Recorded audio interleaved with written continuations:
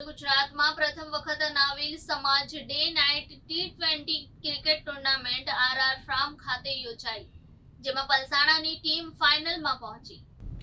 દક્ષિણ ગુજરાતમાં પ્રથમ વખત નાવિલ સમાજના યુવાનો એકઠા થાય અને યુવાનોમાં રહેલી ક્રિકેટ પ્રત્યેની કળા વિકસીને બહાર આવે અને ખુલ્લા મને રમે તેવા શુભ આશયથી અંકુર દેસાઈ આયોજિત ડે અને નાઇટ ટેનિસ ક્રિકેટ ટુર્નામેન્ટ કોસમાળા ગામે રાખવામાં આવી હતી, જેમાં 8 ટીમોએ ભાગ લીધો હતો, જેની સેમીફાઇનલ મેચમાં ગણદેવી સામે 84 તેમજ વલસાડ સામે પલસાણાની ટીમ મેદાનમાં ઉતરી હતી।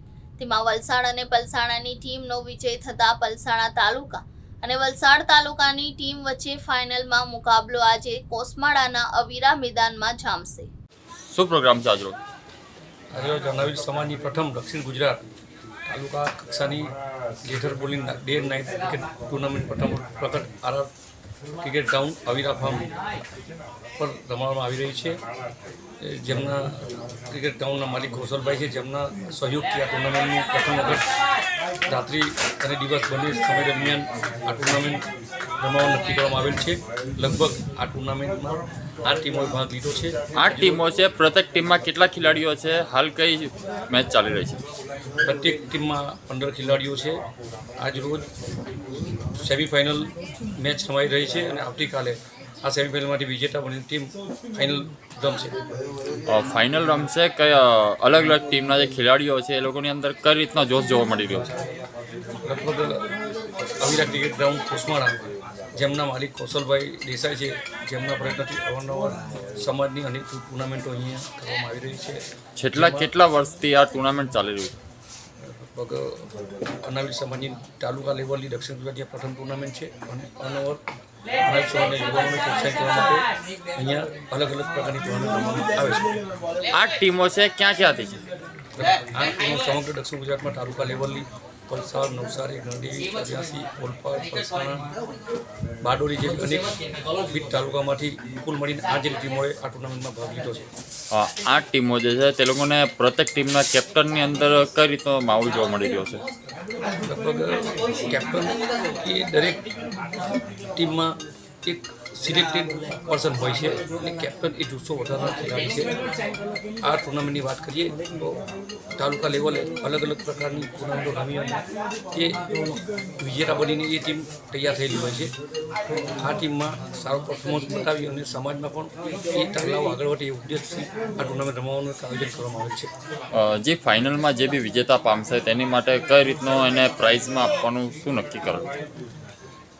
ફાઇનલ વિજેતા ટીમને કમલેશભાઈ નાયક સાકી, કે જેમના સહયોગથી આ ટુર્નામેન્ટમાં કપ અને ટ્રોફીનું એનાયત કરવાના છે, કપ અને ટ્રોફી એનાયત કરવાના છે અને ત્યારબાદ રોકડ પુરસ્કાર પણ આપવાનું આયોજન કરેલ છે। કૌશલ દેસાઈ। આજે શું પ્રોગ્રામ છે ને કઈ જગ્યા છે? અહીંયા કોસમાળા અવીરા ક્રિકેટ ગ્રાઉન્ડ ઉપર સાઉથ ગુજરાતની પ્રથમ નાવિલ તાલુકા T20 લીગનું આયોજન થઈ રહ્યું છે। જે કહી શકાય તો ટુર્નામેન્ટ ચાલી રહી છે, હાલ સેમીફાઇનલ છે, કઈ રીતનો ઉત્સાહ માહોલ જોવા મળી રહ્યો છે અને કોના તરફથી આખું આયોજન છે? એકચ્યુઅલી આ ટુર્નામેન્ટની આજે સેમીફાઇનલ અનેરો જ ઉત્સાહ જોવા મળી રહ્યો છે, જેમાં આજે પહેલી સેમીફાઇનલ ગણદેવી તાલુકા અને 84 તાલુકા વચ્ચે રમાઈ રહી છે અને ત્યારબાદ બીજી સેમીફાઇનલ વલસાડ તાલુકા અને પલસાણા તાલુકા વચ્ચે છે અને સમગ્ર ટુર્નામેન્ટમાં મુખ્ય સ્પોન્સર તરીકે અંકુરભાઈ દેસાઈ કડોદરા, જેમનો ખૂબ અનેક ટુર્નામેન્ટ માટે સપોર્ટ થયો છે અને આ ટુર્નામેન્ટમાં બી મુખ્ય સ્પોન્સર છે, તેમજ સાકીના કમલેશભાઈ દેસાઈ, મેઇન્સ હોસ્પિટલ તેમજ વરેલીના જય નાયક, જેઓનો અલગથી સ્પોન્સર તરીકે સપોર્ટ મળી રહ્યો છે। કેટલા ખેલાડીઓ છે ને પ્રત્યેક ટીમમાં કેટલા ખેલાડીઓ છે પ્લસ કેટલી ટીમો છે, ક્યાં ક્યાંથી? 8 ટીમો છે અને જુદા જુદા સાઉથ ગુજરાતની 8 તાલુકાની ટીમો છે, દરેક ટીમમાં 15 પ્લેયર હોય છે। આજે ખેલાડીઓ આવ્યા છે તેમની માટે શું શું વ્યવસ્થા કરવામાં આવી છે? અહીંયા ખેલાડીઓ માટે અહીંયા પેવેલિયન અલગથી પ્રોવાઈડ કરવામાં આવ્યું હોય છે અને ડ્રિંક આપવામાં આવે છે અને જે જરૂરિયાત હોય તે પ્રમાણે ફર્સ્ટ એડ કિટની જરૂર હોય તો ફર્સ્ટ એડ કિટ પ્રોવાઈડ કરવામાં આવે છે। જે કહી શકાય તો ક્રિકેટ રમતી પહેલાં જે ટુર્નામેન્ટ ચાલુ હોય છે તેની પહેલાં લોકોને પ્રેક્ટિસ કરવામાં આવી રહી છે, જે પ્રેક્ટિસ કઈ રીતની ચાલતી હતી?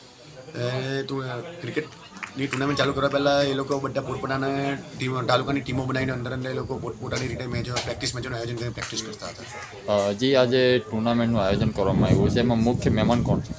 આ ટુર્નામેન્ટ માટે મુખ્ય મહેમાન તરીકે જે સ્પોન્સર છે એવા શ્રી અંકુરભાઈ દેસાઈ તેમજ એમના નગરપાલિકાના સભ્યો અને શ્રી કમલેશભાઈ દેસાઈ સાખી તેમજ મેઇન્સ હોસ્પિટલના ડૉક્ટર મેહુલભાઈ અને જય નાયક વરેલી એ લોકો મુખ્ય સ્પોન્સર છે.